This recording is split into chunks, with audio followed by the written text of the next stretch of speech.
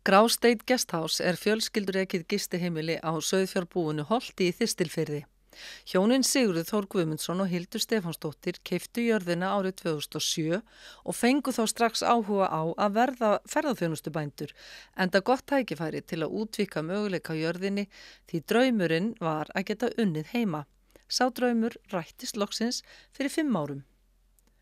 Við hjónin rekum þar gistiheimili sem svona í grunninn til í gömlum útihúsum. Sem sagt, það gömul hlaða og fjós og hesthús og súrheysturn og skemma sem við breyttum úr útihúsum í mannabústaði með heilmiklum tilfæringum og auðvitað varla nokkur veggur í þessu gamla beinn og þannig að þetta búið að vera svona púsluspil að vinna í þessu en rosalega gaman.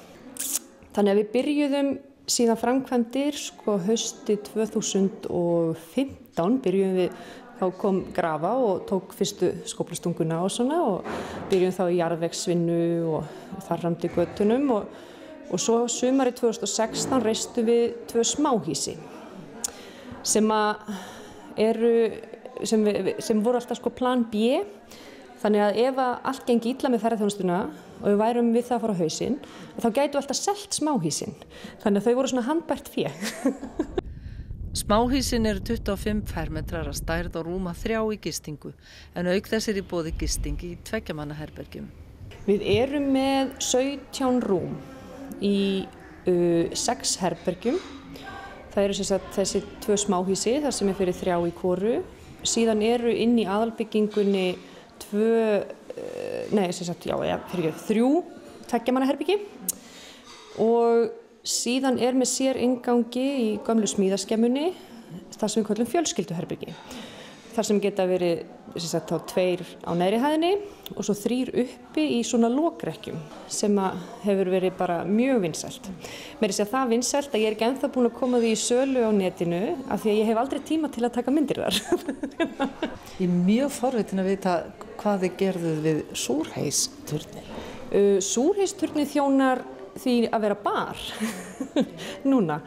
Hann rauninni tengir á milli eldhússins sem í gamla hesthúsinu og svo andrésins og þar erum við búin að búa okkur til svona svolítinn bar sem aftur á móti í morgunverðinu hann morgunverðarbar og svo áfengari drykki með kvöldmatnum Þannig að þið eru með meira en gistingu, þið eru með mat og bjóðið upp á bara alliða þjónustu.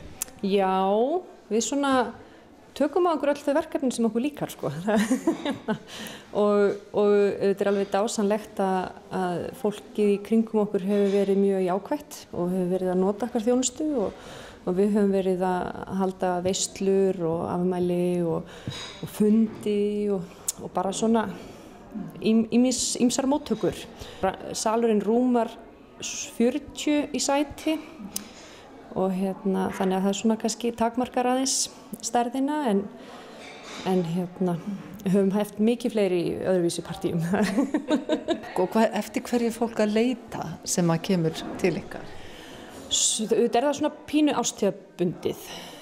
Núna yfir vetratíman eru norðurljósa unnendur mest á ferðinni og svona þeir sem kannski við verðum mest vör við. Af þá erlendum gestum. En svo erum við náttúrulega alltaf töluvert af innlendum gestum sem bara fólk á ferðinni, sem í einhverjum erindagjörðum eða embættismenn eða sérfræðingar eða skilurðu, það svona alltaf reytingur af svoleiðis gistingu líka. Svo svona, hvað maður segja, eftir að fer að koma maí og fara að koma fuglar, þá fugla áhuga fólk mjög stór partur á okkar gestum sem eru þá að fara út á Langanes eða út á Rauðanes og mynda fugla og skoða fugla. Það ekki svo margt manninn að þú getur upplifað þig bara einn á Bjargsbrún og eins og út á Langanesi þar sem svo skorinn brúnin að þá getur við verið ótrúlega nærri fuglinum án þess að styggja hann á nokkurn hátt sem alveg stórkostleg upplifun. Helmingur gesta í Holti eru Íslendingar og segist Hildur mjög bjartsýn fyrir næsta sumri enda eigi þessi landshluti mikið og margt inni þegar kemur að ferðaþjónustu og ekki stendur á svörum þegar spurt hvað hægt sé að gera, sjá og skoða í Þistilfirði. Auðvitað fer maður alltaf svolítið reynir maður að finna hvar áhugin liggur en búandi út í sveit þar sem að þú getur bara gengið út og farið hvert sem þú vilt. Við erum í svona frekar auðveldur landslægi og allstaðar fjárgötur. Við erum búin að stika upp nokkrar gönguleiðir í kringum bæinn hjá okkur sem hefur verið mjög vinsælar og reyndar fleiri sem ég er búin að setja upp bara í svona appi.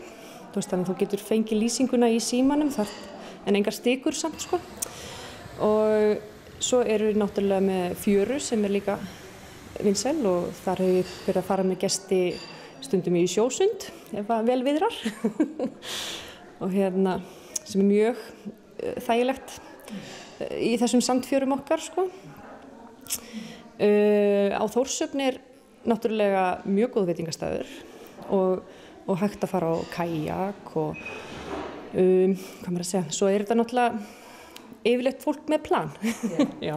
Það er náttúrulega mjög fallega göngulegir til dæmis eins og Rauðanesið og margir sem koma til okkar sem að stefna svo að skoða Heimskautsgerðið út á Raufarhöfn og núna einhvern veginn líka með tengingunni með Dettifossveginum upp í Mývatnssveit að þá er ekkert óalgengt að ég sé að fá fjölskyldur eða gesti sem er að gista nokkrar nætur hjá mér og einn dagsrúndurinn er Mývatnssveit.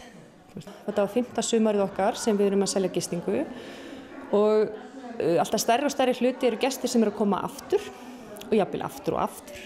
Þannig að ég hef einhvern veginn trú á því að það sé svona, mikill markaður fyrir endurkomu á þetta svæði því fólk áætlar sér yfirleitt of stuttan tíma til að skoða það.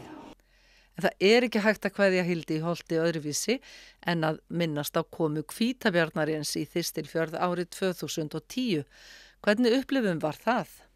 Það var frekar hræðileg tilfinning af því að þá voru strákarnir mínir í skóla í Svalbarðsskóla og ég vissi af þeim hér og hvítabjörnin var bara rétt hjá og ég aftur á móti heima með alveg bara 3 vikna dóttur mína ekkert nema tilfinningar þannig að þetta var mjög mikill rússíbani en auðvitað var hann felldur mjög fljótt þannig að það var léttir.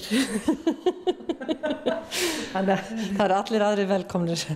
Já, eiginlega. Ég kæri mig ekki fleiri svona gesti.